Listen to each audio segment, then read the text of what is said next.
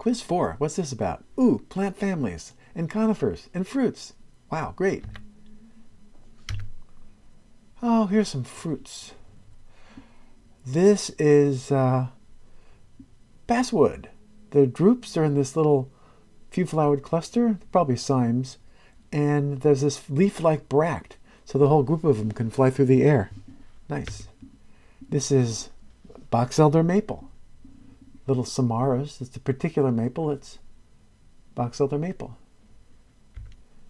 And here is redbud.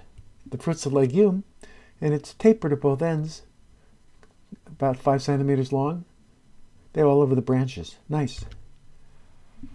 So we learned 8 plant families, and of course they all end in ACEAE. The Apiaceae, that's the parsley family, and the celery family. They're aromatic, they're herbs, they have hollow stems, they have alternate compound leaves with the bases that sheath.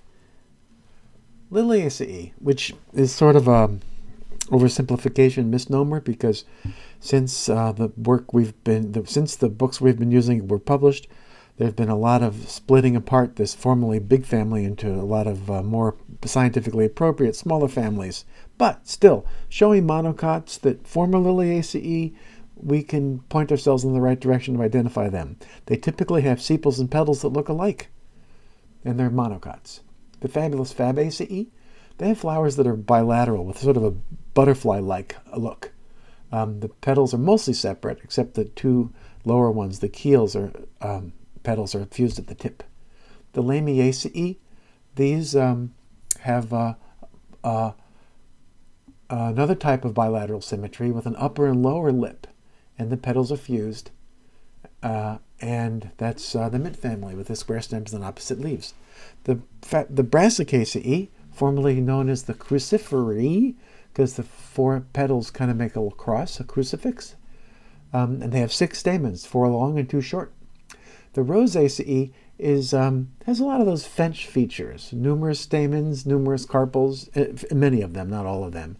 And they have a hypanthium. The sepals and the petals and the bases of the stamens are fused together partly, so somehow surrounding the ovary. And also the leaves often have little appendages at the base called stipules. We're pointing this out because the next family on this list, the Ranunculaceae, can look a lot alike, but it's strictly hypogynous and there are no stipules on the leaves. The Lamiaceae, the fruits are 4 nutlets. The fabulous Fabaceae, of course, is sometimes even called the legume family. The Brassicaceae has an odd capsule. It's called a silique or a silicle. It's looks like a typical capsule, but there's something morphological about it that's peculiar. The Apiaceae has a very distinctive fruit. It's called a schizocarp. It splits apart into 2 one-seeded halves that each kind of looks like an achene. The Asteraceae, the fruit is also an achene. It often has a special dispersal organ that's modified sepals. It's called the pappus. The Apiaceae is famous for many of their members having a compound umbel, like, Queen Anne's lace or dill or something you might be familiar with.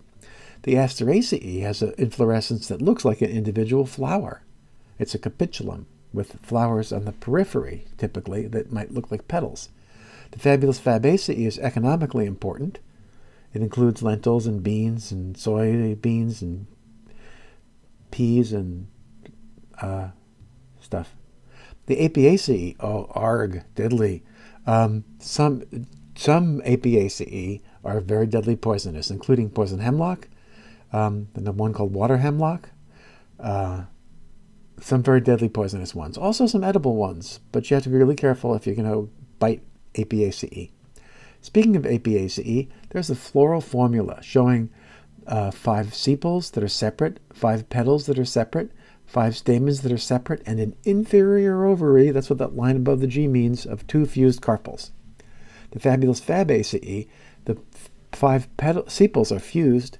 It's a zygomorphic corolla with 1 banner petal, 2 wings, and 2 keel petals that are fused at their tip. And the andrecium often is an odd arrangement where there are 9 plus 1. 9 are grouped together, fused by their filaments, and 1 stands alone. And it has hypogynous flower type, and a unicarpellate gynoecium. Here's some lovely pictures showing the inferior ovary of the Apiaceae, the spirally arranged manycarpals of the Rosaceae, the special petals, the banners, the keel, and the standard of the Fabaceae, and the wings, I should say. The Ranunculaceae, that looks kind of like the Rosaceae. The Brassicaceae with its 4 petals, and the Brassicaceae again, also with 4 petals. The Lamiaceae with the upper and lower lip, and the Lamiaceae represented by a square because they have square stems and opposite leaves. So we learned a little bit about the Apiaceae. You can eat some of them, celery, carrot, parsnip, and some interesting spices like dill and caraway and fennel. The Brassicaceae, it was called the cruciferæ. And I don't know if you know the song, it's way before your time. Are you going to Scarborough Fair? Parsley, sage, rosemary, and thyme.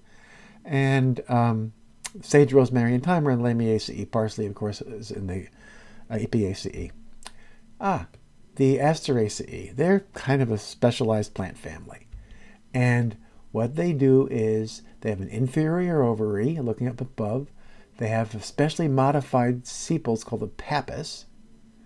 And the corolla is in the disc flowers, sympetalous, fused together, but also radially symmetric. The stamens are fused together by their filaments, and the styles grow through them.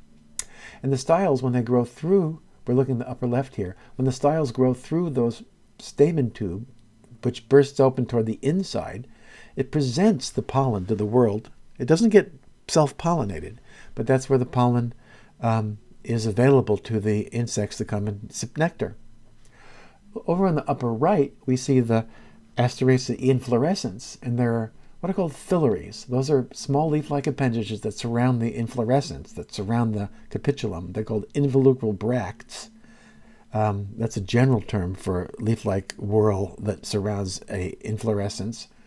And the phyllaries is a special Asteraceae type. And we learned some conifers. This is eastern red cedar in the genus Juniperus. This is pine in the genus Pinus. And we learned about some natural history of conifers. For example, white pine evidently is the alternate host for a rust fungus that affects wheat. So wheat and pine aren't friends, or at least because there's a fungus involved. Similarly, or another example anyway, eastern red cedar is the alternate host for a fungus called cedar apple rust, which affects members of the rose family such as apples. Northern white cedar, Thuya occidentalis, is also called arbor vitae, which means tree of life, and that's because it contains vitamin C, and so was used on long sea voyages by smart sailors who would eat it or drink the tea or whatevs to keep from getting scurvy. Arg, I hate scurvy. Next, we'll learn about Quiz 5.